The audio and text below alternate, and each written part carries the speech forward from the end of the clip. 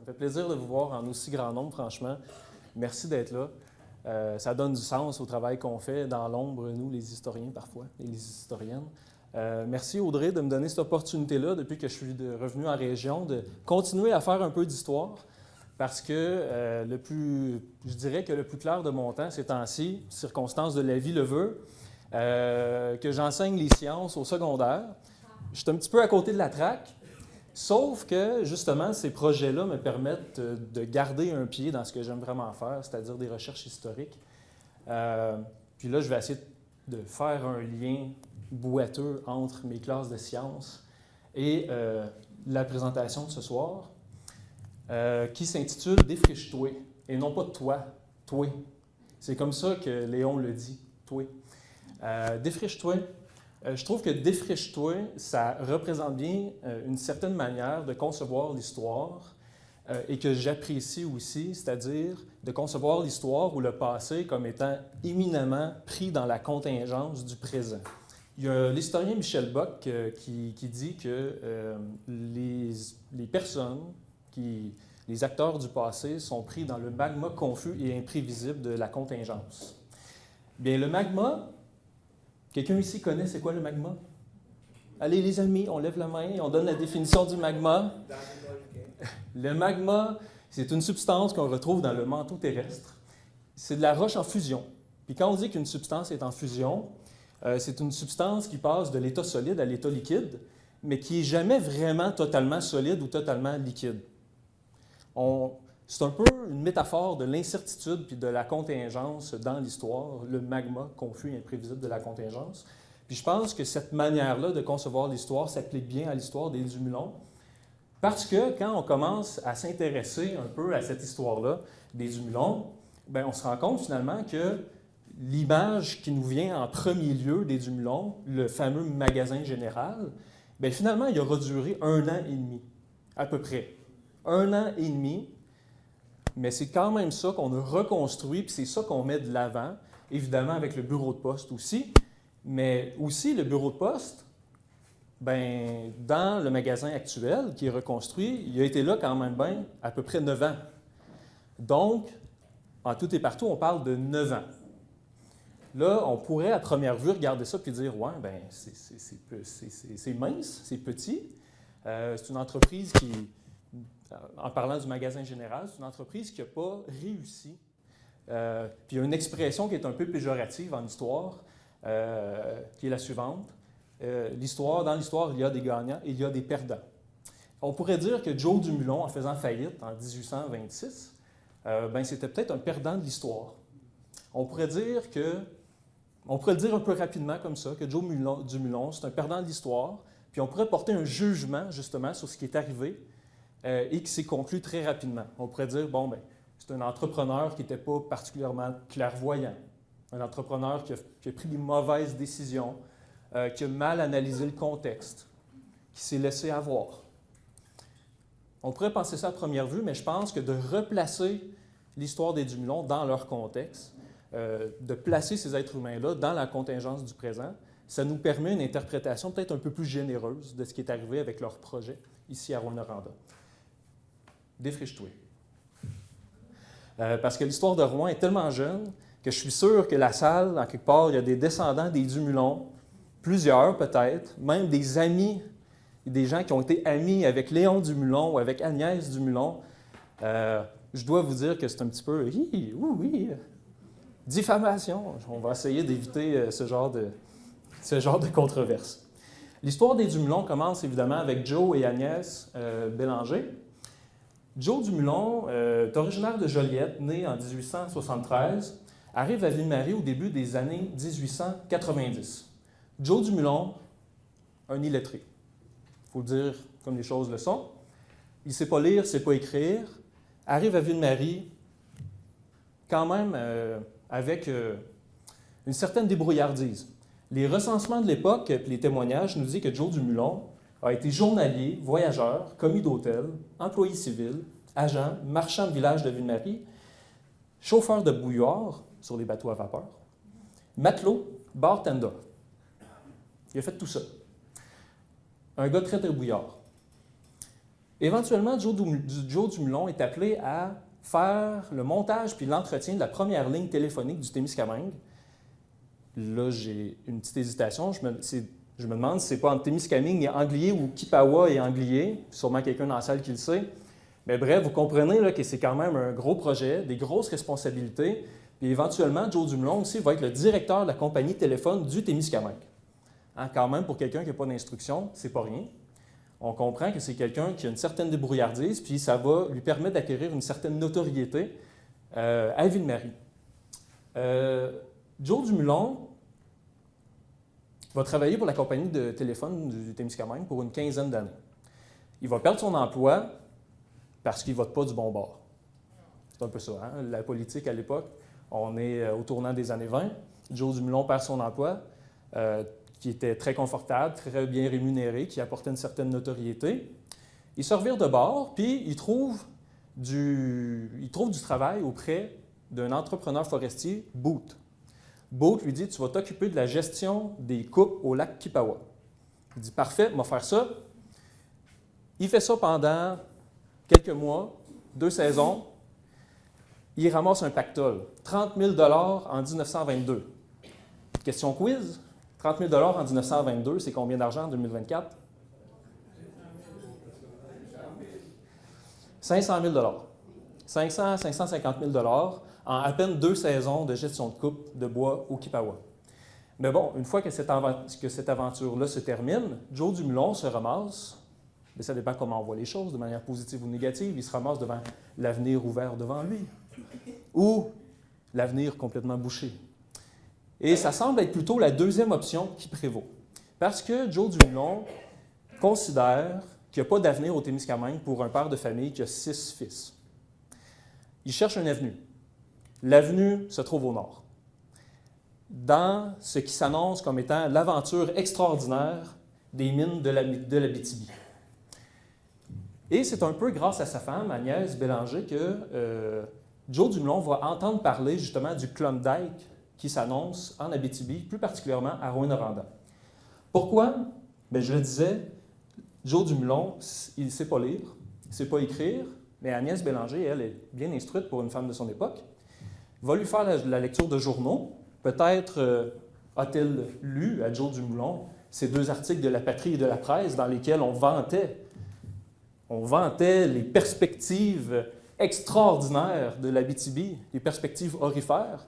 On peut les imaginer les 2 le soir. Les 2 se bercent, puis on lit les nouvelles.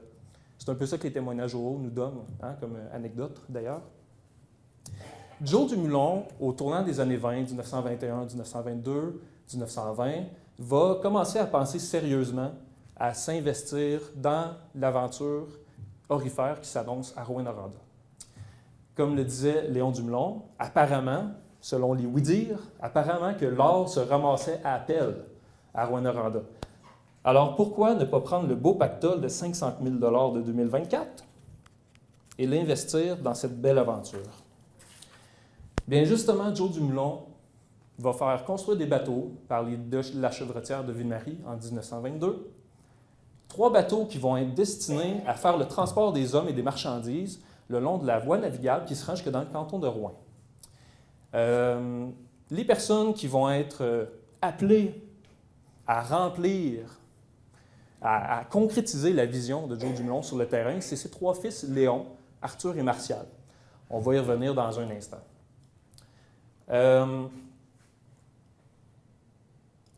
Faut se faire une idée de l'aventure que ça représentait à l'époque. 100 000 sur les voies navigables, portage, coucher à la belle étoile, incertitude totale. Bon, presque totale, parce que quand même, il y en avait des cartes qui avaient déjà été faites à l'époque des cantons abitibiens. Ici, vous avez une carte qui date de 1897, dessinée par notre charmant George Charles Rainbot. Vous voyez qu'on avait quand même une assez bonne connaissance du territoire. Hein? On voit, j'ai un pointeur laser, on va m'en servir. On voit ici la rivière Kinaujevis, ensuite l'embranchement de la rivière Kinaujevis qui va jusqu'au lac Routier, ensuite le lac Rouyn et éventuellement le lac Ossisco. Ici, on voit les collines Kekeko. Ici, on voit le lac Opasatika. On a même le mont Chaudron. Le mont Kanazuta est quelque part ici. Bref, on a une assez bonne connaissance du territoire déjà depuis presque 30 ans quand Joe Dumoulin décide de s'en aller tenter l'aventure abitibienne. Autre carte qui commence à être de plus en plus connue, carte de M. Obalski de 1907. Vous voyez les détails, vous voyez la beauté de cette carte-là. On pourrait placer Google Maps par-dessus, puis c'est presque identique. Ici, on a la tête du lac Témiscamingue, le lac des 15, le lac Simard.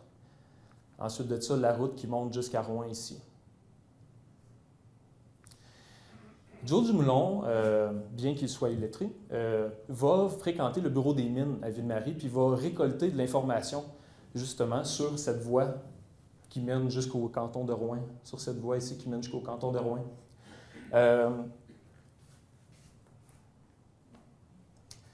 Léon Dumoulin, âgé d'à peine 17 ans, mène 3-4 hommes avec lui et se fie aux informations extrêmement parcellaires fournies par son père pour se rendre jusqu'à Rouen.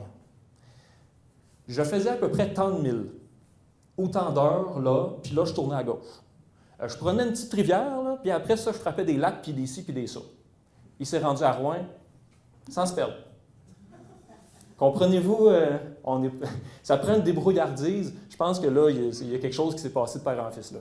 Okay, il y a une certaine débrouillardise.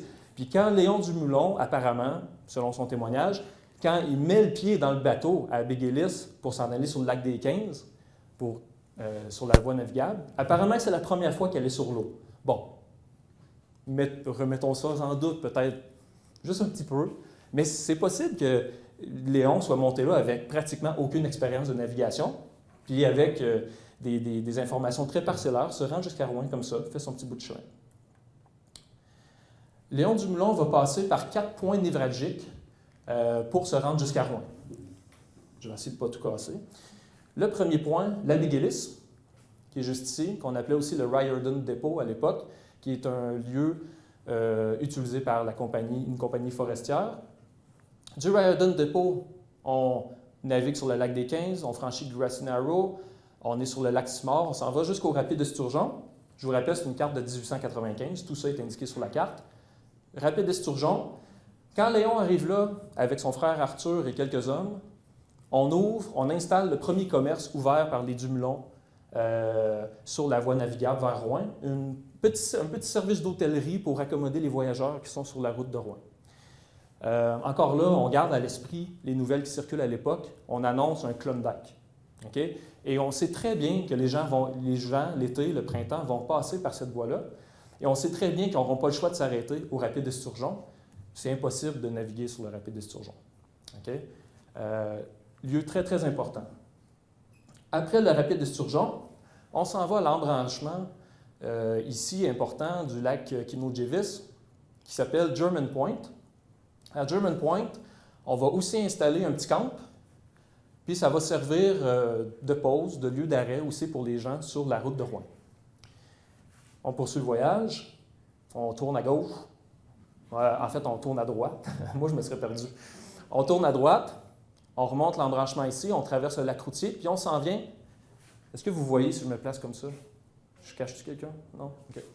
Lac Rouen, Léon vient s'installer au bout du lac Rouen ici.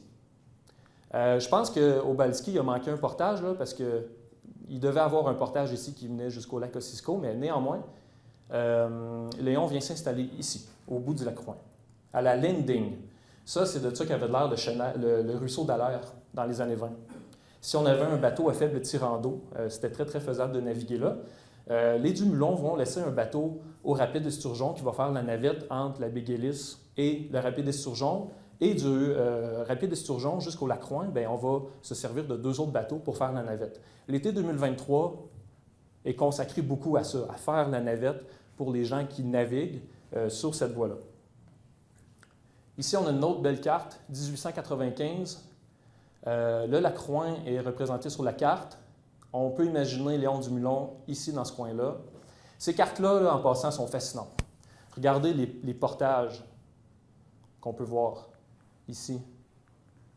Ça ne fait pas de doute que les arpenteurs de l'époque sont accompagnés par des guides autochtones. Ça ne fait aucun doute. Tous les portages sont là. Les noms qui sont donnés aux rivières, aux lacs, aux collines, c'est tous des noms autochtones dans les premières cartes, ou presque. Ici, on a Ossik-Sko, qui veut dire remusqué en langue cri, apparemment, et non pas en Anishinaabe-Mowin. Néanmoins, les cartes sont parsemées de mots autochtones. Là, ça me permet de parler, justement, on est dans la contingence, là, je rappelle, ça me permet de parler d'un fait qui me semble, je le dis avec toute modestie, là, mais qui me semble méconnu par la littérature sur l'histoire régionale. C'est le fait qu'il y a eu une compétition intense sur le circuit des voies navigables pour se rendre à Rouen des années 1922 aux années 1925.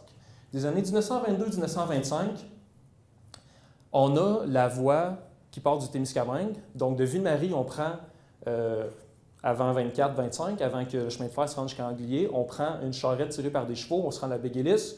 De la Béguélis, on embarque sur l'eau, puis on fait le chemin que j'ai décrit tantôt. Ça, c'est le chemin le plus publicisé à l'époque. C'est le chemin le plus emprunté aussi pour se rendre à Rouen. Mais en même temps, il ne faut pas oublier que l'Abitibi, elle, ça fait 12-15 ans là, que l'Abitibi est en route. Là. Le chemin de fer passe en Abitibi déjà. En Abitibi, le chemin de fer passe à Trécesson, qui est non loin du canton Ville-Montel. Et à Ville-Montel, on peut embarquer sa Kino-Djevis puis se rendre à Rouen. Là. On passe par le canton Clérici, le canton Aiguebelle. Bon, OK, il faut traverser 4 rapides. Menu inconvénient. Mais tout de même, il y a un chemin qui est là et en termes de milles, c'est 2 fois moins long que la route du Témiscamingue. Alors, dans les journaux régionaux, même dans Le Devoir, on peut voir là, une certaine compétition qui s'installe. Et c'est tellement drôle de voir le parti pris de la Gazette du Nord qui vient d'Amos en faveur du circuit de Ville-Montel. Je vous donne un exemple. Si je peux retrouver...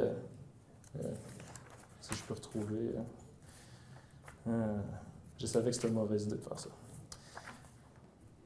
Ah, je vais vous le dire, je vais vous le raconter comme ça. La Gazette du Nord raconte que des prospecteurs se sont plaints de la qualité du service sur la voie navigable du Témiscamingue. Bon. Est-ce que c'est la faute des Dumulons, de la Chevretière? L'histoire ne le dit pas.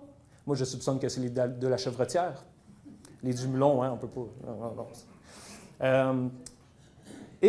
la Gazette du Nord dit, bien, tant pis pour vous, c'est vous autres les pires, vous auriez dû passer par Ville-Montel. D'ailleurs, il y a un certain M. Cloutier qui est en train de tout arranger les portages, d'ouvrir des installations destinées à loger et nourrir confortablement les voyageurs qui, en passant, vont arriver beaucoup plus vite que leurs compétiteurs à Rouen. De 1922 à 1925, on lit ça dans les journaux, c'est fascinant. Je pense que les Dumoulins, c'est un fait méconnu, ont vraiment participé à concrétiser le fait que la voie du Témiscamingue, c'était la voie privilégiée pour se rendre à Rouen, en ouvrant une hôtellerie au Rapide Esturgeon, en installant un camp à la landing du lac Rouen, et en offrant le service de navigation de manière structurée pour la première fois, en 1923 et aussi à l'été 1924 pendant un certain temps. Donc ça, je pense que les Dumoulins, il faut leur reconnaître ça. Justement ici, là, M. Xavier Cloutier et compagnie de Privat ont organisé un service de transport de Ville-Montel à Rouen par voie de terre, par eau pour le fret, l'express et les passagers. Ils seront installés pour nourrir et loger les passagers et transporter confortablement, etc., etc. Eux, c'est des perdants de l'histoire. C'est des perdants de l'histoire, je le dis sans méchanceté, là, mais c'est le cas. Quand Léon Dumoulin arrive, je reviens à Léon Dumoulin, là, je referme ma parenthèse, quand Léon Dumoulin arrive au lac Rouen, ce qu'il va nous dire, quand M. Gour, quand M. Boudrigaud fait une entrevue avec M. Dumoulin en 1981, si je ne me trompe pas, Benoît? 1980? 80-81. M. Gour lui pose la question, « Vous avez vu quoi quand vous êtes arrivé? » Et M. Dumoulin de répondre, « Il n'y a rien. Il n'y a rien, rien, rien. » Bon. OK, encore une fois, on va prendre ça avec un grain de sel, parce qu'après ça, M. Gour lui demande, il n'y avait pas des portages, des trails, de quoi, un garde-feu? Puis là, bon, OK, oui, Léon, peut-être que la mémoire lui revient. Bien là, il dit, ah oui, des garde-feu, j'en voyais passer, il y avait des trails. Bien sûr qu'il a rencontré des Autochtones, Léon Dumoulin. Bien sûr qu'il a rencontré des Autochtones. Il a échangé avec eux, il a fait du troc. J'ai vu qu'il aurait même recueilli 2 chiens chez les Autochtones, comme ça. Fait qu'il aurait hiverné non pas avec un chien, mais 3-4 chiens. Bref, c'est très anecdotique tout ça. Mais c'est ça. Léon sait aussi très bien que le camp Horn existe. Là. Il y a un embryon de camp minier quand même au claim Horn, au claim Powell, au claim Chadbourne. Tout ça est en place. Donc, il y avait du stock. Mais je pense que la réaction, il n'y a rien. Je pense que ça vient un peu du fait que pour nous, avouons-le, si on arrive à un endroit et qu'il n'y a pas d'institution qui nous ressemble sur place ou de ville de développer, on considère que c'est un peu une terre vierge. Bon, je ne vais pas blâmer personne de penser ça ici, surtout pas Léon Dumoulin à son époque. Mais je reviens à mes cartes tantôt, mais tous les noms en Anishinaabe-Mowin, comme Kekeko-Kaskayan ou Kinojivis-Kaskayan, ça, c'est tous des noms qui ont été donnés par des guides autochtones. Puis récemment, moi et Audrey, on avait une rencontre avec Minwashin qui nous expliquait que finalement, le territoire était utilisé de manière sporadique. Là, parce que pour eux, Rouen, ce n'était pas la terre promise, c'était la terre de bonne vie. C'était la terre de bonne vie, puis la terre de bonne vie, pour eux, ça voulait dire, bien, on l'occupe, mais à la hauteur de nos besoins, puis après ça, on quitte. Puis on reviendra dans une couple de mois, dans une couple d'années, puis on va laisser notre famille prendre le relais. Pour quelqu'un comme Léon Dumoulin, Rouen, c'est la terre promise. La terre promise, là, ça sous-tend une idée de l'exploitation de l'endroit, de l'occupation de l'endroit qui est totalement différente. Puis c'est pour ça qu'il nous dit qu'il n'y a rien. Tout ça est absolument compréhensible. Léon Dumoulin passe l'été 2023 à faire ce qu'il peut. Hein, il va explorer les alentours du lac Ossisco, va faire du troc avec les Autochtones, va rencontrer des gardes-feux à qui il va, à l'occasion, vendre une petite marchandise. Mais grosso modo, ça ne va pas si bien que ça financièrement pour les Dumoulin en 1923. Ça ne va pas si bien. Assez que, à fin de l'automne, fin de l'été, début de l'automne, Joe Dumoulin, qui est de passage, pour voir comment les choses vont sur le terrain, dit à Léon, là, on pacte notre stock puis on s'en va, là, parce que c'est pas payant. Joe est prêt à plier bagage, mais, point tournant, contingence de l'histoire, formidable, 2 travailleurs du claim Chadbourne s'en viennent voir Léon et Joe à leur petit campement et exhibent devant leurs yeux ébahis un demi-sac rempli d'or. Et ils leur disent, est-ce que j'ai la petite citation? Léon nous dit que les travailleurs leur ont dit « Retourne-toi-en pas, Rouen c'est une place d'avenir ». Joe est convaincu, demande à son fils Léon d'hiverner. Léon hiverne tout seul, à peine âgé de 17 ans, va nous construire un premier camp à la pointe du Moulin, choisi par Joe, et va hiverner seul, et va s'occuper aussi de défricher le terrain en préparation de la venue du reste de la famille l'été suivant.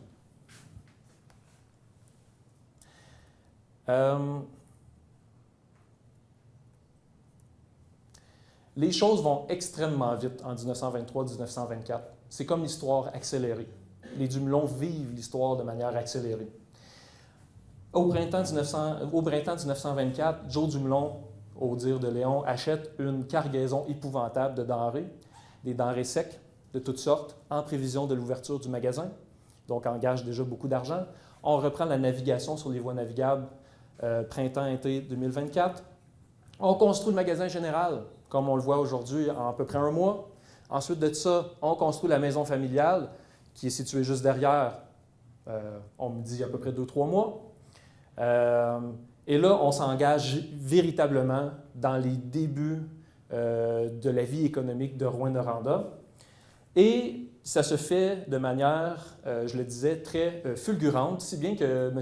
Hector Rothier, je ne sais pas si ça vous dit quelque chose, on l'appelle le père de l'Abitibi, journaliste, politicien. Hector Rothier écrit dans la Gazette du Nord à l'automne 1924, « Le principal magasin est celui de M. Dumoulin ». Ce qui fait écho avec le témoignage de Léon qui dit que c'était une vraie mine pour nous autres. Le magasin roule bien en 1924, automne 1924. jusqu'à la fin de l'année 1925, ça roule bien pour les Dumoulin. On a appelé ça l'âge d'or parfois, des Dumoulin. Je pense que c'est approprié. Les Dumoulin, ce sont des entrepreneurs. Ce sont des entrepreneurs là, qui diversifient leurs activités de manière impressionnante. Okay? Je pense que le contexte de l'époque force un peu ça, le contexte de colonisation force un peu la donne, mais quand même, il faut se remettre à leur place. Là. On développe le magasin général, okay? On offre la location de chevaux, la seule team de chevaux. On peut-tu dire cheval au pluriel à ce temps? La seule team de chevaux de Rouen pendant un certain temps, c'est les Dumoulin qui l'ont. Arthur va s'en occuper. On loue des cabanes, des camps en bois rond. Quoi d'autre? On construit un portage en cordue. J'ai entendu des témoignages de pionniers dire corduroy. En corduroy, du Lacroix jusqu'à la pointe du Melon. C'est sûr que j'en oublie là. Okay? Il y a une activité entrepreneuriale extrêmement diversifiée chez les Dumoulin. Et bien sûr, il y a le bureau de poste. Là. Je viens d'allumer le bureau de poste. C'est quelqu'un récemment qui m'a fait réaliser ça. Encore une fois. Moi, je ne suis pas quelqu'un qui fait de la business dans la vie. Là. Okay? Mais si vous êtes en business et que vous lisez sur les débuts des Dumoulin, puis leurs choix, puis leurs décisions, vous ne pouvez qu'être impressionné par leurs entreprises. Et ils ne passaient pas pour des fous. Là. À Ville-Marie, là, les gens se disaient « les Dumoulin font une bonne affaire d'aller à Rouen ». Même si c'est difficile en 1923, même si la ruée vers l'or prend un peu de temps à se concrétiser, un peu trop lentement au bout des Dumoulin, ils sont loin de passer pour des fous. Là. Okay? C'est des gens qui prennent des risques, qui investissent, mais à la bonne place, selon ce qu'on croit à l'époque. Ici, c'était pour vous illustrer un peu à quoi pouvait ressembler le portage. Là. La ligne du portage installée par Joe Dumoulin puis Léon en 1924. On est vraiment au bout du Lacroix. Ici, c'est une carte de 1938, donc ça représente plutôt un chemin carrossable. Mais quand même, je pense que ce chemin-là est assez fidèlement représentatif du long portage qui a été installé par les Dumoulin à l'époque. Je parlais de diversification, bureau de poste. Bureau de poste, il faut se remettre dans le contexte de l'époque. Un bureau qui est au départ approvisionné de manière tout à fait bénévole par Joe Dumoulin, qui est un peu le maître de poste non officiel, bénévole. Il transporte avec lui la malle sur le chemin navigable. Puis éventuellement, bien, quand le magasin ouvre en 1924 sur le bord du lac Ossisco, bien là, on va y octroyer officiellement la charge du bureau de poste. Et rapidement, on voit des indices que le bureau de poste roule. Ici, on est dans la presse 1925, un article de la presse de 1925 où on voit que Joe Dumoulin recherche des casiers pour son bureau de poste. Parlant de diversification des revenus, à quoi servaient ces casiers-là? Comment? Oui, absolument. La mine peut s'en servir, mais je cherche une réponse un peu plus spectaculaire que ça. Lettres et boissons, merci beaucoup.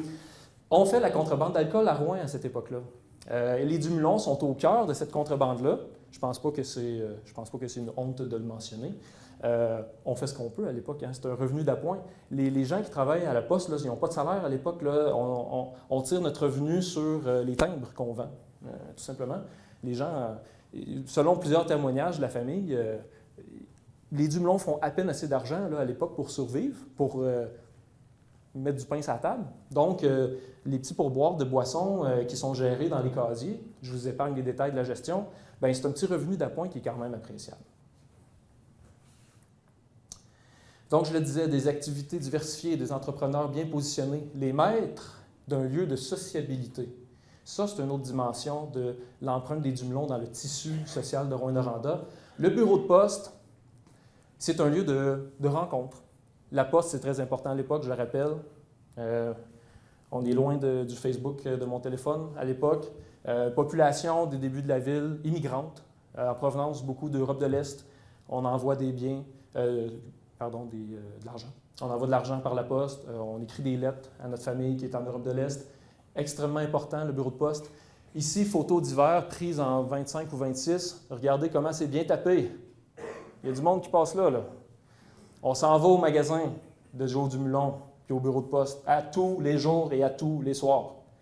Et à Rouen, la population croît de manière exponentielle. Hector Autier, le même auteur que je mentionnais tantôt, automne 24, mentionne 500 personnes à Rouen. Il y avait à peu près juste Léon Dumoulin l'automne précédent. Là. 500 personnes. Tout ce beau monde-là passe devant le bureau des Dumoulin. Ici, on voit un monsieur. Qui est-ce? Avez-vous la réponse? J'aimerais bien savoir. Un monsieur qui se prélasse qui prend son temps avec une lettre dans ses mains devant le bureau de poste. Que voit-on aussi? Une pompe à essence. Pompe à essence. On voit des affiches. 1925-1926, les institutions se structurent à Rouen, dont les lieux de rencontres culturelles. Et les Dumoulin affichent tout ça à leur bureau de poste, évidemment. C'est un lieu de passage. Okay? Donc, central dans les débuts de Rouen, le bureau de poste. Qui fait l'ouvrage? Qui fait l'ouvrage dans tout ça? Évidemment, on a parlé des frères Dumoulin. Ici, on a 2 photos de Léon devant le bureau de poste et dans le bureau de poste. Léon, son père, c'est le maître de poste officiel, mais son père, il est illettré. Okay? Fait que ça va bien mal pour gérer un bureau de poste. Léon, c'est le maître de poste de facto avec sa mère Agnès. Les deux vont runner, en bon français, le bureau de poste des Dumoulin. Et je pense que Léon, il faut reconnaître son rôle majeur dans les débuts de l'entreprise des Dumoulin. C'est lui qui a fait la grosse job sur le terrain, là, qui s'est rendu en canot jusqu'à Rouen. Ça, Léon, évidemment, figure centrale de la famille. Martial Dumoulin, c'est le bras droit de Joe Dumoulin. Grand frère de Léon. Martial, c'est un gars de relation. Martial, c'est un gars qui aime ça. Il est avec le député Simard ici. Martial, c'est lui qui gère les finances de la famille. C'est l'homme de confiance de son père. Lui, il est constamment sur les chemins navigables, vient à Rouen, ramasse l'argent que son frère a compté de manière très approximative. C'est comme ça que ça marche, il n'y en a pas de problème. Ramène l'argent à Ville-Marie, dépose ça dans les banques et aussi fait des placements dans la spéculation minière. Des placements qui... On le comprend, là. On le comprend. Il y a des claims qui sont enregistrés à tous les jours au bureau des mines, là. On le comprend. Mais en même temps, on va le voir un peu plus tard, ça va un peu ruiner la famille. Ici, on a Arthur avec ses fameux chevaux. Arthur, ça c'est Paul. Ici, on a Arthur. Arthur qui gère les chevaux, qui aide les gens à déménager, à transporter leurs biens quand ils arrivent. L'hiver, on ne vient pas à Rouen via les voies navigables, on vient par les chemins d'hiver, ou les chemins de pénétration, comme on dit. On part du Témis avec une team de cheval, puis on y va. Et on passe par le lac au Passatica. Arthur s'occupe de ça pendant les années 24-25. Les sœurs Dumoulin aussi sont des actrices des débuts des entreprises des Dumoulin. Ici, on a Blanche Dumoulin qui va œuvrer au bureau de poste entre 27 et 28. 27 et 28, donc de sa sortie du couvent au moment où on va se remarier. Pas se remarier, mais se marier une première fois. Cécile Dumoulin, ici, qui va être, me semble-t-il, de manière sporadique impliquée dans les affaires du bureau de poste dans les années 20, mais elle, son histoire concerne plutôt les années 50 et 60. On les voit toutes deux ici, là, au bureau de poste en 1927. C'est quoi vivre à Rouen en 1924-1926? Rouen, je le disais, c'est une histoire accélérée. J'ajouterais, parce qu'il y a des gens qui arrivent, ça se développe de manière fulgurante. Il y a de l'argent qui s'investit à Rouen, évidemment. Dans les années 20, à cette époque-là, au Québec, la politique économique du gouvernement libéral est extrêmement généreuse envers le capital étranger. C'est du capital étranger qui est à Rouen. On ouvre des villes de compagnie un peu partout au Québec à cette époque-là, sur la Côte-Nord, au Saguenay, que sais-je, à Noranda, évidemment. Ce qui fait qu'il y a une vie qui se structure là de manière assez rapide. Ici, je vous mets un exemple.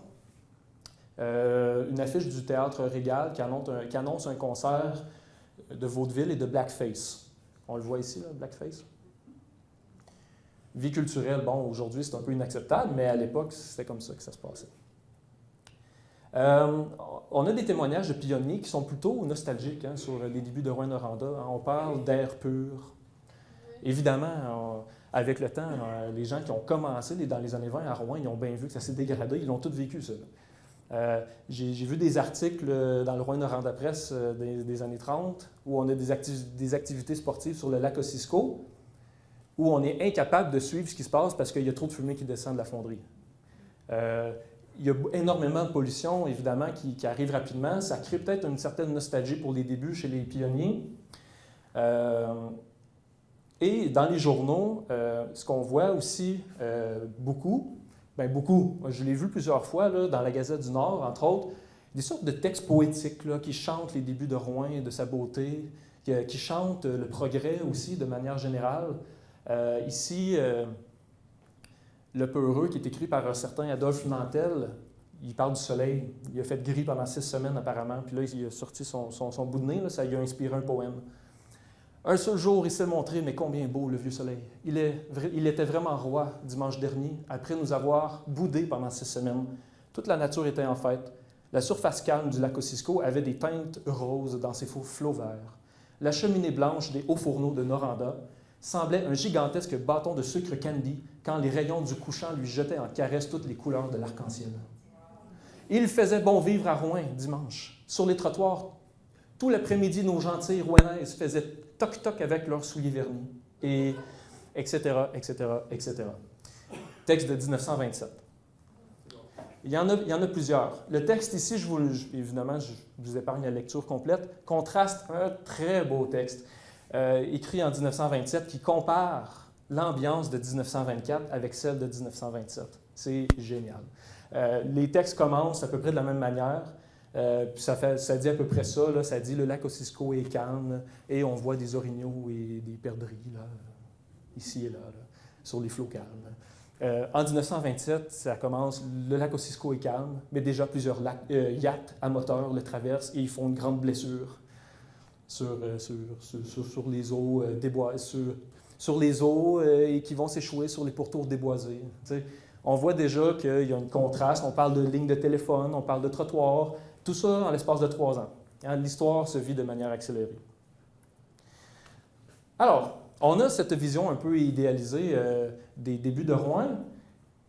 Bien, on va se le dire, là. C'était dur à Rouen dans les débuts, là. C'était pas Jojo. C'était pas clean non plus, là. Le red light, ça existe. On disait tantôt que les Dumoulin étaient au centre d'un commerce illicite d'alcool. Quand même, il faut le faire. Si on relit bien les témoignages de Léon Dumoulin, là, on comprend même que le commerce illicite d'alcool a commencé dans son camp au lac Rouen, camp qu'il a loué en 1924 à une dame qui vendait de l'alcool. Il louait ses charmes. Bon, bel euphémisme. Mais louer ses charmes, ça veut dire se prostituer. Le bootlegage et la prostitution a commencé dans le premier camp de Léon Dumoulin. Affirmation choc, diffamation. Moi, c'est ma compréhension des archives que j'ai lues. Bon, il y a le Rouen interlope un peu violent qui coexiste avec l'espèce de nostalgie. Ici, on a un bel article du Copper Gold Era, premier journal de Rouen, 1926, qui s'insurge de la présence d'un tueur en série de chiens à Rouen. Le tueur en série de chiens empoisonne les chiens et en a tué une quantité apparemment totalement désolante. Il faut faire quelque chose. Hey, quand même, là. À bon entendeur, ici, j'aurais aimé ça donner ça à Jean-Loup plus tôt. À bon entendeur, autour du lac Ossisco, là, on a une mésentente entre les utilisateurs des pourtours du lac. On a des bons citoyens et honnêtes citoyens qui se frappent toujours aux frasques des amants de la dive Bouteille, qui eux aussi ont de la poésie dans l'âme, se donnent rendez-vous sur les rives enchanteresses pour sacrifier à leur divinité. Bref, on critique la présence d'ivrognes sur le bord du lac, des ivrognes qu'on appelle des bolsonistes, des daoistes, puis des boswellistes. Si vous connaissez un peu l'histoire de la bière, je viens de vous sonner 3 belles cloches. Là. Bon, il faut que j'accélère. La concurrence s'installe rapidement dans un endroit où l'histoire se vit de manière accélérée. En 1925, Léon nous dit que la compétition est commencée. On a des extraits du Copper Gold Era qui en montrent, qui l'attestent en fait. Là, ça, c'est toutes des annonces de commerce qui peut ressembler, faire compétition à celui des Dumoulin. Dry Goods, Magasin Général, Dry Goods, Pioneer Grocers. C'est tous des compétiteurs directs des Dumoulin, ça. Évidemment, à ce moment-là, les magasins Dumoulin n'existent plus, mais c'est des institutions qui étaient déjà là sur place. Ici, on a un bel exemple déjà du fait que les institutions commerciales se structurent rapidement à Rouen. On est en 1926, on voit un café, on voit une buanderie, on voit une compagnie de construction, puis ici, on voit très flou. Très, très flou. Je ne suis pas capable de voir c'est quoi. Boucherie. Une boucherie, voilà. Léon Dumoulin nous dit on a fait de l'argent, mais on n'a pas su la conserver. Pourquoi? Pourquoi? Pour plein de raisons. Premièrement, le chemin de Corderoy que Joe Dumoulin a fait installer, il était supposé recevoir une subvention pour ça, il ne l'a jamais reçu. Ça a été un vrai gouffre financier, premièrement. Deuxièmement, Joe Dumoulin perd des marchandises sur les voies de navigation, probablement au Rapide Gendron, probablement au moins à 2 reprises. Rapide Gendron qui est sur la rivière Kinogélis. Selon Agnès Dumoulin, Joe Dumoulin a failli perdre la tête à plus d'une reprise, justement à cause de ces pertes-là. Quoi d'autre? La concurrence, évidemment. Les placements risqués de Martial Dumoulin dans les entreprises minières, c'est venu couper l'herbe sous le pied des Dumoulin. Dans la presse et dans le droit, j'ai trouvé l'avis de faillite de Joe Dumoulin, ici, et j'ai trouvé l'avis de vente. Finalement, la liquidation de son stock par les créanciers. Grosso modo, on parle de 4 000 de stock du magasin, à peu près 70 000 de 2024. Puis on parle de tous ses biens pour le bénéfice de ses créanciers. Là, on est au début de 1926. Joe Dumoulin va mourir quelques mois après. De quoi? Mystère. Est-ce que c'est de la cirrhose du foie? Est-ce que c'est de la congestion cérébrale? Est-ce que c'est... J'oublie le troisième. Ah oui, d'un problème de cœur? Moi, je ne suis pas capable de trancher cette question-là avec les documents que j'ai devant moi. Mais bref, Joe Dumoulin ne survit pas longtemps à sa faillite. Et là, ce qui reste au Dumoulin, évidemment, c'est le bureau de poste. Les Dumoulin étaient sur le bord de la dèche, selon Léon, à ce moment-là. Et les Dumoulin, pour moi, c'est pas clair que ça leur tentait tant que ça de continuer l'aventure du bureau de poste après la mort de Joe Dumoulin. Okay? Il y a eu de l'hésitation de la part de Léon et de la part d'Agnès. Mais je pense que ce qui a décidé Agnès et Léon de poursuivre, du côté de Léon, je pense qu'il a compris que c'est ça qui allait assurer la survie de sa fratrie et de sa mère. Okay? Même si ça ne rapportait pas beaucoup d'argent, il fallait qu'il s'implique dans cette business-là pour que ça marche. Agnès Dumoulin, selon moi, elle s'est ralliée un peu à cette idée-là, mais dans un témoignage, j'ai vu que selon elle, seuls les Dumoulin pouvaient vraiment s'occuper d'un bureau de poste en 1926 à Rouen, parce que justement, la famille, c'est des gens qui travaillent ensemble, puis qui sont capables de s'occuper de tout ça, puis en plus, c'est une famille qui est honnête à Rouen. Donc, Agnès va le faire un peu pour rendre service à la communauté, soit, acceptons cet argument, mais comprenons aussi qu'il n'y avait pas grand-chose d'autre qui s'offrait à elle immédiatement. Il faut quand même dire là, que Agnès, après avoir été aux funérailles de Joe Dumoulin à Ville-Marie, est revenue à Rouen. Elle aurait pu très bien rester à Ville-Marie, avec l'électricité et l'eau chaude. À Rouen, ils ne l'ont pas eu avant, mon Dieu, début des années 40, si je ne me trompe pas, dans la maison Dumoulin. L'électricité, là, il y a peut-être des gens qui vont me corriger là-dessus, là, mais ça a pris du temps avant d'avoir les services publics. Agnès est revenue quand même. Accompagnée de sa mère, Aglaé. La mère d'Agnès accompagne Agnès, la mère d'Agnès, Aglaé, l'accompagne à Rouen et lui permet de s'investir dans le bureau de poste et dans ses œuvres caritatives en s'occupant des enfants à la maison.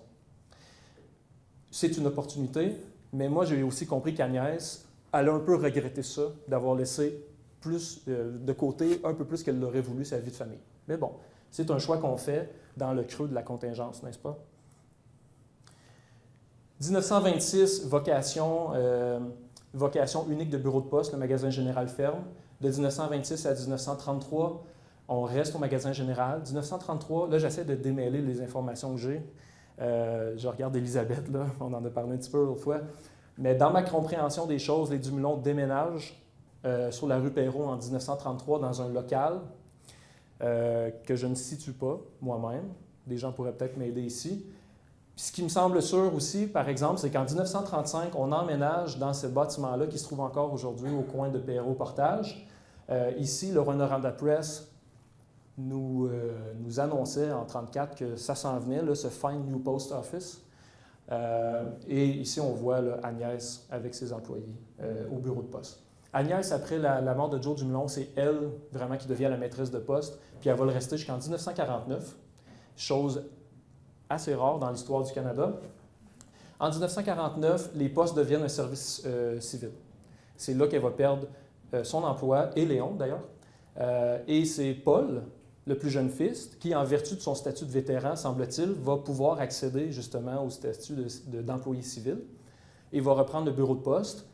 Peu de temps, jusqu'en 1952-53, si ma mémoire est bonne, là, Cécile va prendre le relais, puis il va y rester jusqu'en 1969.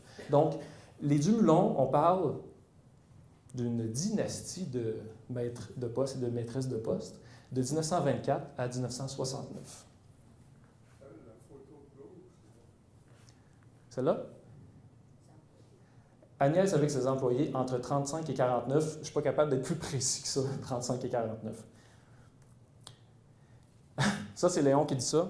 Pourquoi est-ce qu'il nous déménage sur la rue Perrault? Bien, c'est parce que le magasin général et le bureau de poste, bien, le bureau de poste était devenu trop excentré par rapport au gros du développement qui se faisait à Rouen de manière effrénée.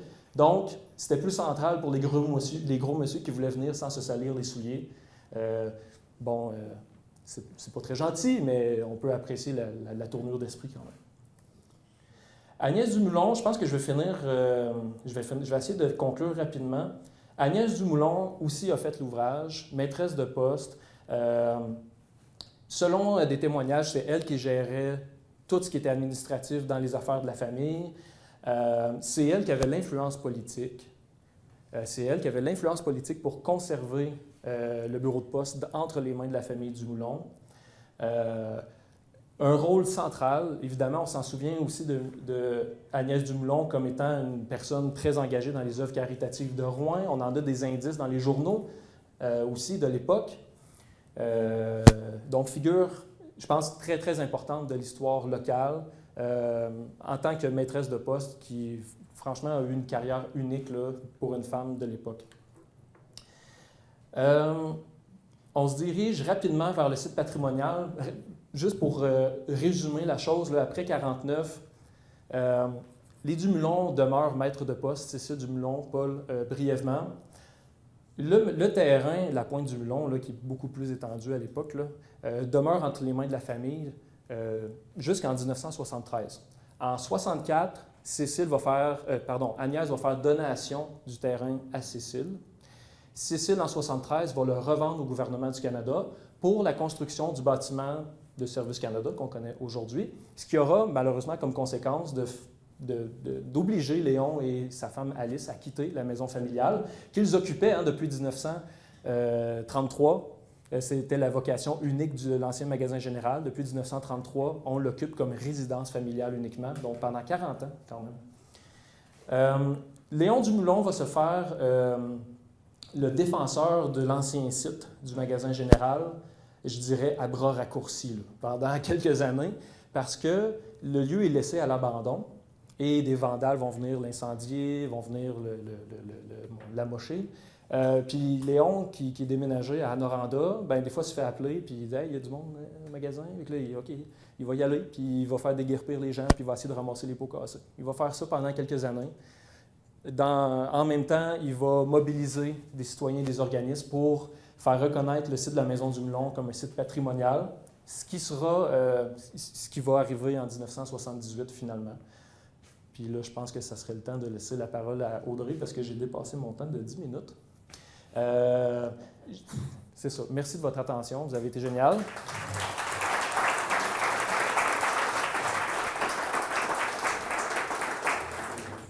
Donc, merci Olivier pour cette présentation de l'historique du site, en fait, historique de la Maison du Moulon. De mon côté, maintenant, je vais vous parler de l'histoire plus récente, donc l'histoire de la corporation de la Maison du Moulon. C'est une histoire plus récente, comme je disais, donc de 1980 à aujourd'hui, mais ça fait tout de même 44 ans, donc rien de moins. Lorsqu'on fête un 100e anniversaire comme cette année, c'est une occasion de regarder en arrière, mais aussi de regarder devant. Je reviendrai plus tard sur l'avenir de la corporation de la Maison du Moulon. En tant que directrice, mais je pense aussi que ça s'est passé pour d'autres membres de l'équipe, le 100e, ça a été aussi une occasion de penser à comment les choses étaient avant, comment est-ce que les anciens employés de la corporation, comment ils verraient la corporation aujourd'hui. Donc, la conférence de ce soir, c'est l'occasion idéale, moi je trouvais, pour pousser plus loin les recherches, donc aller fouiller dans les archives, puis contacter aussi des anciens employés avant, en fait, qu'ils soient trop âgés pour pouvoir témoigner. Donc, j'ai fait des entrevues, en fait, avec 6 anciens employés de la corporation qui ont travaillé entre 1983 et 2021. J'ai fait aussi des recherches dans les journaux qu'on conserve dans nos archives à la corporation. Puis là, oui, nous avons bien des archives à la corporation. On a une belle collection d'artefacts, mais on a aussi plein d'autres choses, si jamais ça vous intéresse. J'ai couvert les années 1983, 84, 87, 88, 92, 98 et 2006. C'était tellement intéressant que la première journée, ça m'a pris une journée faire 83 puis 84. Je me suis dit, je vais jamais y arriver. Donc, j'ai dû faire des choix dans les années. Donc, mes choix se sont portés vers les années où est-ce que je me disais qu'il y avait plus des événements importants, qui c'était des années plus charnières, donc des événements plus importants qui risquaient de s'être passés, comme les changements d'exposition permanente ou les débuts des visites guidées à l'Église orthodoxe russe. J'ai pris la décision de faire des regroupements d'années, en fait, pour faire ressortir des grandes tendances, puis ça me permettait aussi de vous montrer des événements un peu plus importants. Donc, on passe à la première période, qui est de 1980 à 1987, la quête d'identité. J'ai peu d'informations sur les 2 premières années de la corporation, mais à partir de 1983, j'ai beaucoup d'informations. Donc, j'avais beaucoup d'articles de journaux, puis le témoignage d'un ancien employé aussi. Les premières années de la corporation sont marquées par une quête d'identité de l'organisme. Est-ce qu'on est une salle de spectacle, un lieu d'interprétation, un centre d'exposition? C'est un nouvel organisme qui cherche en fait sa vocation. C'est possible de le voir dans les types d'activités que la corporation organisait, donc toutes sortes d'expositions temporaires, des spectacles, des projections de films. On accueille même des marchés, peut-être que certaines d'entre vous le savaient, mais on accueille même des marchés aux puces sur le terrain du magasin général. Donc, au début, c'était un dimanche par mois, on voit un dimanche sur 2, puis après, c'est presque tous les dimanches. On offre aussi des visites guidées. Donc, c'est pas seulement moi qui le dis qu'ils sont en quête d'identité. Il y a aussi un article de journal qui est en 87 qui le mentionne que dès 1983, on se donne comme vision de préciser la vocation patrimoniale de la Maison du Moulon. Là, il faut se remettre en contexte. En 1983, ils sont seulement 2 employés permanents dans l'équipe. Il y a deux animateurs, mais ils travaillent en alternance. Donc, c'est vraiment une petite équipe. Puis, ils faisaient vraiment beaucoup d'expositions temporaires. Moi, ça m'a vraiment impressionnée. C'est pas moins de 9 expositions temporaires qu'il va y avoir en 1983. En plus de cela, le magasin compte une boutique qui comprend des produits régionaux. Ce n'est pas seulement des produits régionaux à ce moment-là. Un café et le kiosque d'information touristique. En 1987, on annonce que la première exposition permanente sera mise sur pied. L'objectif, c'est vraiment de faire, à cette époque-là, c'est vraiment de faire un retour aux sources, de faire un retour au magasin général de 1920. Ça fait penser à ta conférence. L'histoire du magasin général est très courte, mais c'est à ça qu'on veut revenir. La directrice de l'époque, Suzanne Poiré, énonce que ce ne sera pas un musée statique. Les gens pourront toucher à tous les objets, on a là la vision que la Maison du Moulon est un centre d'interprétation. Puis là, tout le long de la présentation, je vous ai mis des petites dates à retenir. Donc, 1983, la résidence des Dumoulin est accessible au public. 1987, il y a eu des fouilles archéologiques qui ont eu lieu sur le terrain du magasin général du Mul.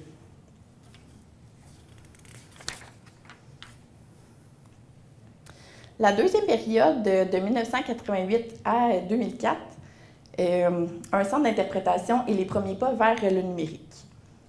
Cette période est marquée, bien entendu, par l'ouverture de la nouvelle, comme je vous le disais, la nouvelle exposition permanente, mais c'est aussi également le début de la gestion de l'Église orthodoxe russe par la Corporation, donc le début des visites guidées à l'Église.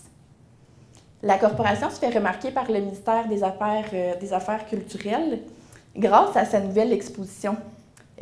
On la considère comme un leader en Abitibi-Témiscamingue, puis on la considère en fait comme le premier centre d'interprétation professionnelle. Puis il est espéré que ça va servir de modèle en fait pour les autres centres d'interprétation en Abitibi-Témiscamingue.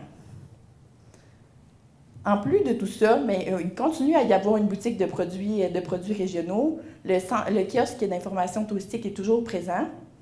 Mais la principale activité, c'est plus toutes sortes d'expositions temporaires, comme je le mentionnais, c'est vraiment les visites guidées, autant au magasin général qu'à l'église. Puis même si la maison du Moulon est un lieu d'interprétation assumé, c'est tout de même à cette période-là qu'on voit les premiers pas en muséologie. Donc, les premiers travaux ont lieu dans la réserve, c'est dans la voûte, en fait, c'est là où est-ce qu'on conserve les artefacts. Puis, on commence aussi la documentation de la collection. C'est aussi durant cette époque-là qu'on voit le virage vers le numérique, parce qu'on passe d'une comptabilité à la main, là, donc peut-être plus avancé qu'à l'époque de Joe Dumoulin quand même, là, mais à un logiciel de comptabilité. Puis moi, ça m'a fait bien rire quand j'ai rencontré la directrice. Elle dit « Oui, dans mon temps, on a implanté Acomba. » Puis j'étais comme hey, « C'est encore le logiciel qu'on utilise aujourd'hui. » Ça me fait bien rire.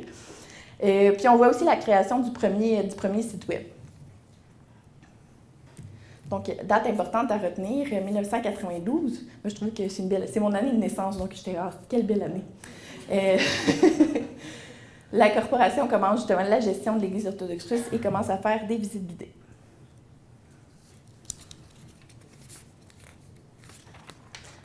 Pour la troisième période, c'est une ère de grands changements, justement parce qu'il y a plein de choses majeures au niveau de la muséologie qui se passent, mais aussi au niveau des ressources humaines. L'exposition permanente est changée dans le rez-de-chaussée de l'Église orthodoxe russe. Puis, on inaugure l'année suivante l'exposition au sous-sol, où l'on retrouve justement désormais une exposition sur l'histoire de l'immigration à Rouyn-Noranda. C'est aussi à ce moment-là qu'on change l'exposition permanente du magasin général. Ça fait un vent de fraîcheur, je vous dirais, puisque ça fait presque 20 ans que l'exposition est sur place. Donc, ça fait du bien pour le public de pouvoir venir voir, surtout le public local, de pouvoir venir voir une nouvelle exposition.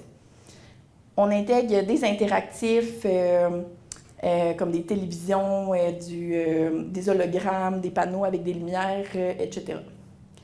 Durant ces années, il y a de plus en plus d'activités de médiation culturelle et les actions, en fait, en muséologie aussi se multiplient. On continue de documenter la collection, puis c'est aussi à ce moment-là qu'on engage du personnel qui va être dédié à la collection. Un peu plus de dates à retenir. Donc, 2005, comme je le disais, renouvellement de l'exposition à l'Église orthodoxe russe au rez-de-chaussée. En 2006, inauguration du centre d'information sur l'immigration au sous-sol de l'Église orthodoxe russe. 2007, renouvellement de l'exposition permanente au magasin général. 2007 aussi, déménagement du kiosque d'information touristique, puisqu'avant, il y avait vraiment une histoire commune. Et après ça, le kiosque va poursuivre ses aventures plus loin du lac. 2010, c'est la première saison de prêt de vélo, avec ce qui deviendra Vélocité puis Récréocico. C'était géré par la corporation à l'époque. Il paraît que les guides, il fallait qu'ils fassent leur visite costumée, puis après, ils aillent prêter des vélos. Ça devait être assez intense. Assez rapidement, on se rend compte que Vélocité fonctionne trop bien, donc En 2012, Vélocité s'incorpore et devient une entité en soi parce qu'il y a un trop grand achalandage. De 2016 à 2021, c'est, j'appelle ça l'ère de la médiation culturelle et de la recherche. C'est vraiment, cette période-là correspond à une explosion, je mélange exposition puis explosion, ce serait un très beau nouveau mot.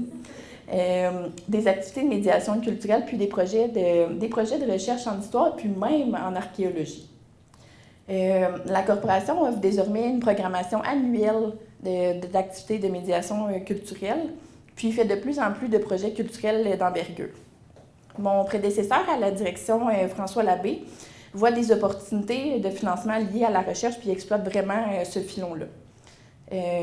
Donc, il va y avoir toutes sortes de projets de recherche durant cette période. Il tente aussi de faire coller la corporation de la Maison du Moulon plus à la définition d'un musée que d'un lieu d'interprétation. C'est très avant-gardiste, puisque même encore aujourd'hui, on est la seule en fait institution muséale en Abitibi-Témiscamingue qui fait des projets, en fait, qui est possible d'avoir recours à nos services pour faire des projets de recherche en histoire. Dans ces années-là, on voit aussi un grand projet de réaménagement de la voûte, l'endroit où je vous disais qu'on garde les artefacts, avec du matériel spécialisé en muséologie. On voit l'apparition d'expositions numériques, en plus de toutes les recherches dont je vous parlais tout à l'heure. Puis l'arrivée, finalement, de projets de recherche en archéologie avec le désir de mettre en valeur la culture Anishinaabe en collaboration avec Ménanchine. Aucun autre musée avait fait ça avant en Abitibi-Témiscamingue, des fouilles archéologiques. Donc, des dates à retenir, c'est en 2016 depuis 2016, on a une programmation d'activités annuelles en médiation culturelle grâce à l'entente de développement culturel. 2017, le projet de réaménagement complet de la voûte avec du matériel spécialisé pour les collections. 2019, le début des recherches en archéologie. Puis 2021, quand je parlais de projets majeurs, des projets culturels majeurs, donc 2021, représentation de la pièce de théâtre déambulatoire Boomtown.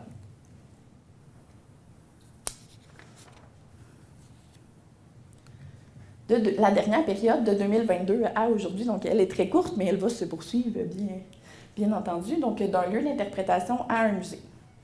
La pandémie a frappé fort le milieu culturel, causant bien souvent des épuisements au sein des équipes. La corporation n'y a pas échappé. Donc, la presque totalité de l'équipe change, puis c'est toute nouvelle équipe qui se retrouve au règne, en fait, de la corporation.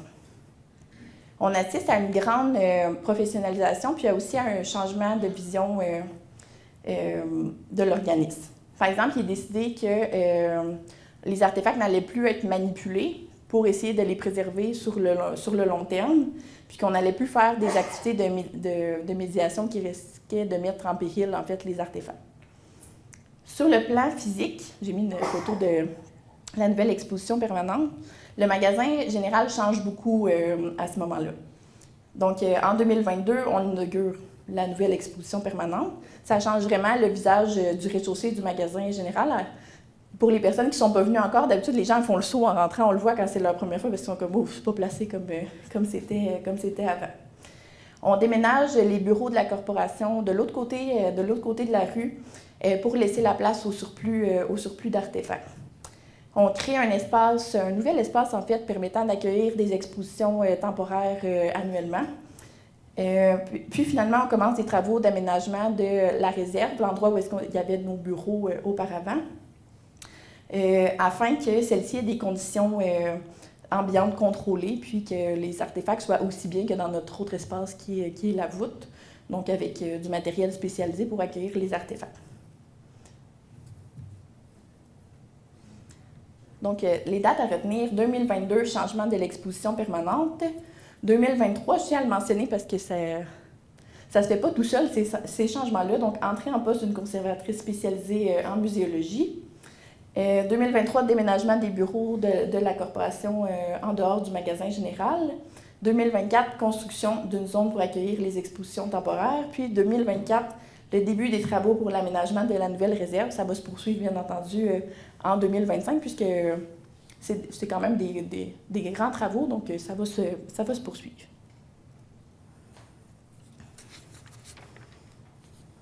Puis, en conclusion, voilà où nous en sommes aujourd'hui.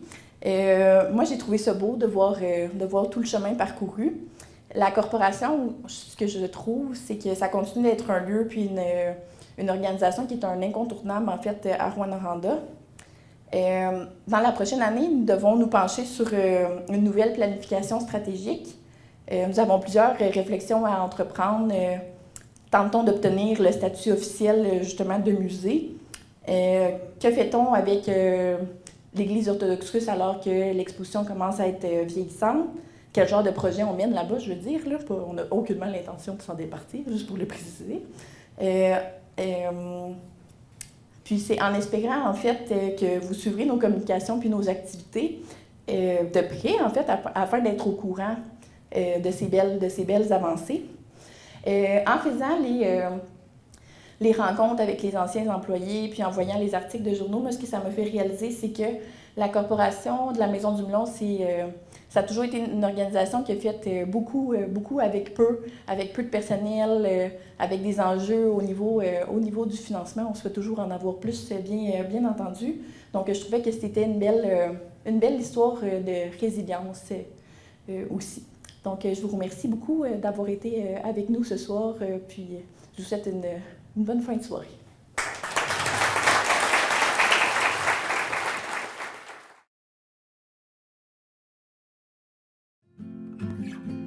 Pouvez-vous me raconter un de vos plus vieux souvenirs liés à la Maison du Moulon?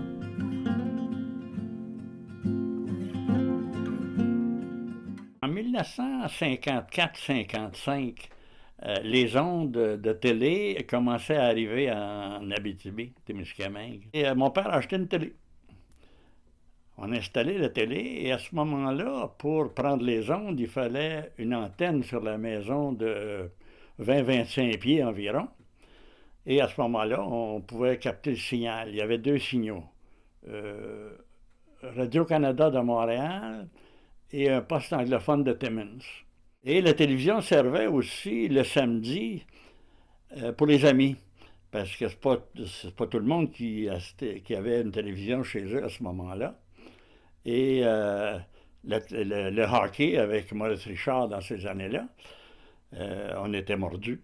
Alors, le samedi, c'était fête à la maison. Nous, tous et chacun des plus vieux, on avait des amis qui venaient et on regardait la télé, on regardait la game de hockey ensemble. Quand le hockey terminait tard un peu, il y en avait 1 ou 2 qui couchaient chez nous, même si nous étions 10 ou 11 à ce moment-là. Il y en a qui couchaient chez nous. Et mon père a toujours joué des tours à tout le monde. Et l'hiver, autour de la maison, il y avait des glaçons de 2-3 pieds qui pendaient, parce qu'à cause de la perte de chaleur, etc. Et mon père était un lève-tôt. Donc, à 5h, 5h30 le matin, il se levait, il allait casser des glaçons, puis il levait les couvertes au pied des lits de nos amis, puis il glissait le glaçon. Les amis ne revenaient pas souvent coucher chez nous, je pense qu'ils ne trouvaient pas ça drôle. Un de mes plus vieux souvenirs, c'est mon grand-père Léon. Il m'amenait, quand ils ont rebâti la maison, fait que je devais avoir à peu près 7 ans, 6 ans, 7 ans, il m'amenait le samedi, il allait me chercher chez mes parents, il m'amenait où est-ce qu'il est la Musgueule aujourd'hui, c'était un dépanneur, il m'amenait là, on achetait un coke, puis là il venait, puis on venait voir le chantier de la reconstruction ici. L'autre souvenir que j'ai quand même assez clair, c'est aussi au moment de l'inauguration de la maison. On avait tous signé sur un banc. Il y avait un banc là, puis on avait tous signé là-dessus. Puis il y avait un vieux standard téléphonique qui était fonctionnel. Mais c'était, par exemple, il y avait le standard à un bout proche de la porte arrière. Puis le téléphone était comme... Fait que là, on faisait sonner le téléphone à peu près à 30 pieds plus loin. Fait qu'on a... fait que là, je parlais à ma cousine de Montréal, mais qui était pas loin. Auriez-vous un souhait à formuler pour l'avenir du site historique? Mon papa a été le premier du Moulon à siéger sur le conseil d'administration. Et par la suite, Mon papa avait émis une opinion à ce moment-là, à savoir que s'il y avait possibilité qu'il y ait un Dumulon au conseil d'administration, il serait très heureux et en même temps, on apporterait des idées de qu'est-ce qui se passait à la maison. Et effectivement, François, mon frère, Thérèse, ma sœur et moi, on a siégé au CA. Ça, c'était la deuxième génération. Et aujourd'hui, Yves, le fils de François, siège au conseil d'administration, qui est la troisième génération. Et comme il y a des Dumulons encore à Rouyn-Noranda, on espère que la quatrième génération sera présente au conseil d'administration. L'évolution de la maison, moi je le vois un peu, évidemment de conserver tout le cachet historique puis l'histoire des Dumulons dans ça, mais aussi, dans un avenir, moi je verrais aussi qu'il y ait comme d'autres bâtiments, parce que les Dumulons avaient non seulement le magasin général, mais il y avait aussi la glacière, puis il y a un bout de temps où il y avait la prison aussi. Donc, d'avoir qu'éventuellement, ces bâtiments-là soient créés pour, si on veut, augmenter l'attrait du site, mais en même temps, c'est que ces bâtiments-là pourraient servir, dans mes rêves les plus fous, là, ce serait d'avoir comme un bâtiment à côté qui serait un peu comme centre d'interprétation de l'écurie, de la glacière, puis de la prison, mais également, ça pourrait être un point de service du kiosque touristique, ça pourrait peut-être même avoir un bistrot avec une terrasse vue sur le lac, ça serait magique, là. Quel conseil donneriez-vous aux générations actuelles pour maintenir l'héritage et la tradition de ce site patrimonial? Le conseil que je pourrais donner, c'est que la tradition continue. C'est-à-dire que depuis 1980, dans les premières années, on n'a eu que des gens très dévoués à la maison. Aujourd'hui, c'est une nouvelle génération et les gens sont tellement dynamiques, sont très formés et très conscients. C'est quand même un domaine très spécial, la culture. Et en ce qui me concerne, moi, je n'ai pas ces connaissances-là. Mais quand je rencontre ceux qui sont permanents à la maison, je vois que ces gens-là ont des belles formations et ça ne peut qu'être un bon présage pour l'avenir. Ça va continuer comme ça. Je pense qu'une des choses qui permet, si on veut, de maintenir la tradition, c'est un peu autant dans les visites guidées que dans l'animation du site. Moi, j'ai déjà travaillé ici comme guide. Les 2 années qui précédaient, en fait, la dernière année, j'ai travaillé ici. L'année d'après, les guides interprétaient des personnages. Fait que ça faisait comme revivre un peu les Dumulons dans ça. Puis je pense que ça fait partie un peu de l'âme du site, de continuer à faire vivre la maison. Moi, quand je me suis marié en 2000, les photos de mariage étaient ici. Puis j'ai même une photo de moi quand je me suis marié. Là, il y avait le piano qui était juste ici. Moi, je joue du piano, il y a ma conjointe. Puis en arrière-plan, il y a la chambre, puis il y a la photo de mariage de Joe et Agnès. Il n'y a pas grand autre personne qui peuvent se marier à Maison Dumulon avec autant de signification reliée à son histoire, là.